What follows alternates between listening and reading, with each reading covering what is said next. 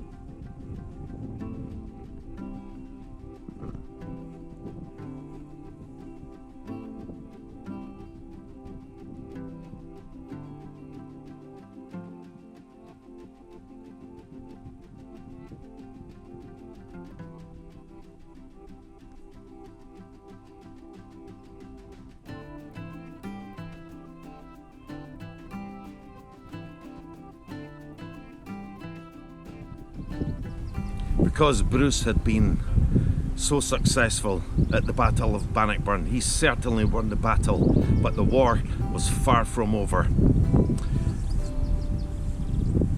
The following November, Bruce set up a parliament here, and that parliament was famous for Bruce's movement of disinheriting those with land and title in Scotland. Now that meant Scottish opposers who fought on the English side, those who did not recognise him as king, and those English lords who held land in Scotland.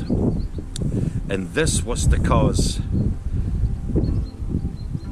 great upheaval in many ways, and great resentment of Robert the Bruce, disinheriting people and reorganising the country again. Among those being disinherited would be Henry de Beaumont, one of the English lords, Umfraville, who had estates here in Dunipace, the Earl of Athol, who made a raid here in Cambuskenneth the night before Bannockburn when he defected to the English side. So Mr. Strathbogie himself, and of course the Commons who fought on that side. And this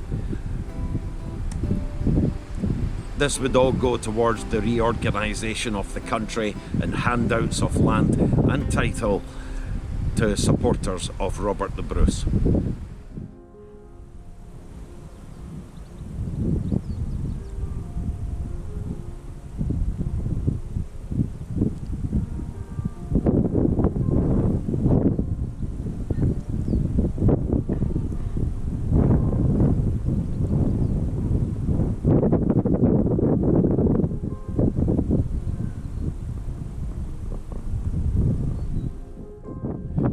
Walking among these foundational remains, one can only wonder how stressful a time that was for Robert the Bruce.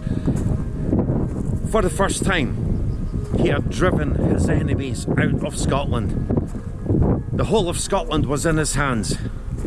But going back to that 1304 episode with William Lamberton, in one of the rooms that would have stood here, perhaps quietly in one of the cloisters, out of hearing of any monks who would be nearby.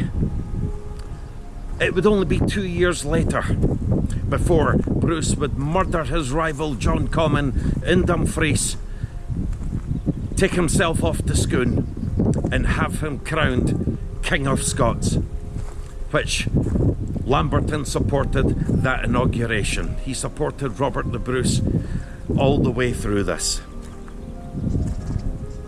The culmination of Bannockburn, driving King Edward II, who was King of England at this time, driving him back south, and then organising the political stability of the country was a momentous job, and likely a very stressful one. Bruce needed a very good team around him. This is a place that he would have known extremely well. It's a place he was perhaps very fond of, because even on Bruce's death, this is one of the stopping points where his corpse would rest on its final journey to Dunfermline Abbey, where it would be interred.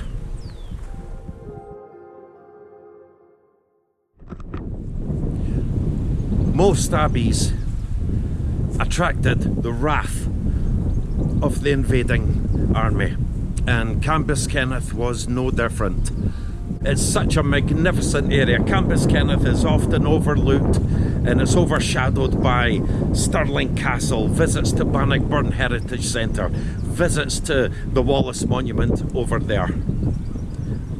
But it's also, now this is folklore, this is just a tale, but there may be an element to truth to it. This place may also hold a very special place for William Wallace.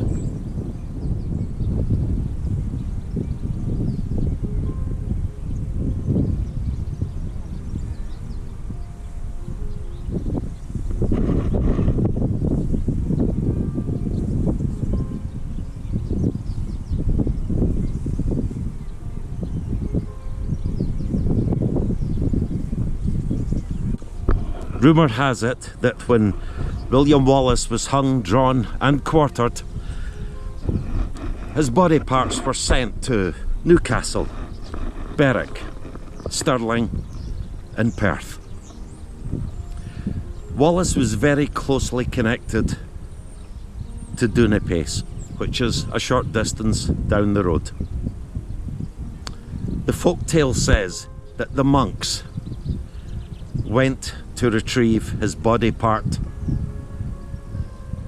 when it was quiet enough to do so, away from the eyes of the English, and that they brought it here to Cambuskenneth. Now this stone, you can barely recognise it, but has two W's inscribed on it. It has been worn away by the years, but this stone points straight ahead there towards the Abbey Craig, where Wallace watched the English forces cross the River Forth before he made his attack.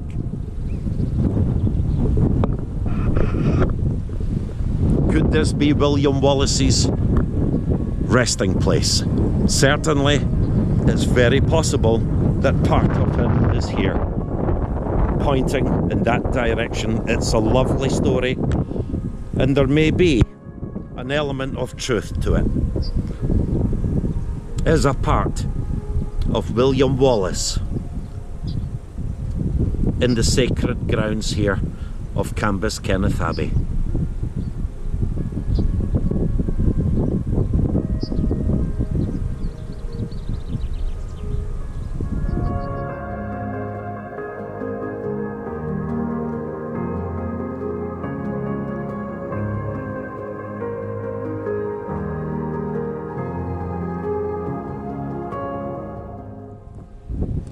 Been in the confines of the Abbey here after the battle.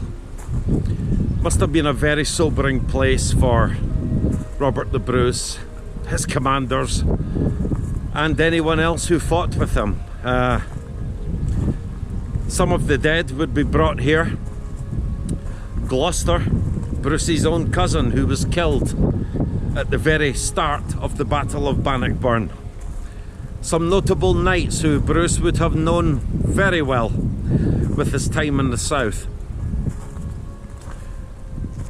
And no doubt some of the Scottish army brought their brothers, brought their fathers, brought their sons here to mourn the dead. Victory is not always about what you gain, because there is no victory without some type of loss, and there are certainly no wars and no battles won without loss. I forget who it was, but someone once said that the next thing to a battle won is a battle lost. And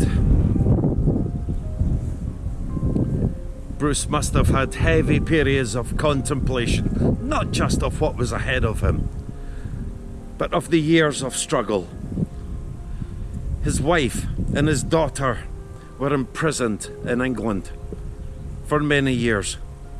Some of the ransoms from the knights here would see that returned to him. Bishop Wishart would be returned to him.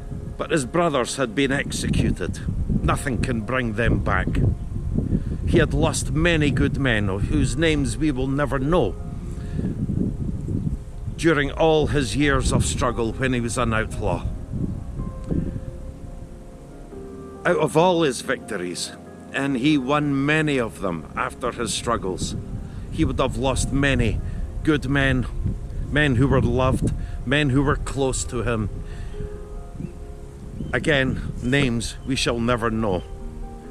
And Cambuskenneth must have been a very sombre place after the Battle of Bannockburn. Prominent English knights who were mortally wounded in the battle would be sent home. some out of respect. 1 or 2 knights were returned without ransom. Bruce felt so close to them. It would have been an event in the life of Robert the Bruce that, yes, it finally saw the culmination of his goals, which was to secure the throne for himself. But there would be great cost to that. There would be a heavy cost to that. A cost that can never be taken back. That can never be recovered. As I suppose every great commander in military history has experienced. Scotland would know great peace under Robert the Bruce, like they had never known since King Alexander had passed. But the disinherited, they would come back. When Robert the Bruce died in 1329, all those disinherited lords who'd lost land and title would return under Edward Balliol, who would make his own quest for the throne once again. Ultimately, they would prove unsuccessful with that. Scotland knew peace with Robert the Bruce, and one of the last moments of peace would have been when his corpse rested here on its way to its final burial place. He would not know what would become of his legacy. Cambuskenneth, please visit it, because there's a real sense of place here.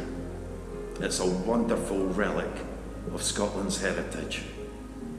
And although it's in blissful peace now, that wasn't the case. There are many stories interred within these walls and within the grounds that stir the hearts of a nation. Cambuskenneth will give you a strong sense of place. A place that you never forget once you visit it. A place that will live on in your memory.